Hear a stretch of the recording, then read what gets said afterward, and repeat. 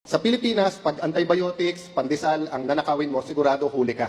Pero pag nagnakaw ka ng malaki, magiging congressman ka. Pag mas malaki ninakaw mo, magiging senador ka. Pag barkada mo si Napoles, syempre si Napoles, i-clear ka, barkada mo siya Di ba? Magiging vice president ka. At pag naging presidente ka, mga kasama mo, kasama na sa corruption.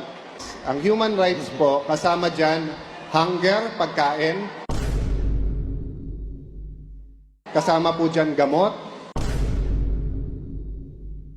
kasama po dyan ang shelter.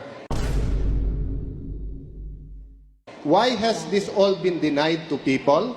Because of corruption. Buong buhay natin corruption. Huwag na tayo magbulag-bulagan unless we change the system. Martial law 20 years was not about peace and order. It was about keeping one family in Malacanang. Yun po ang klase ng paglaban nila sa corruption. Salita lang, walang gawa. Anong sa inyo? Na-scam ka rin ba?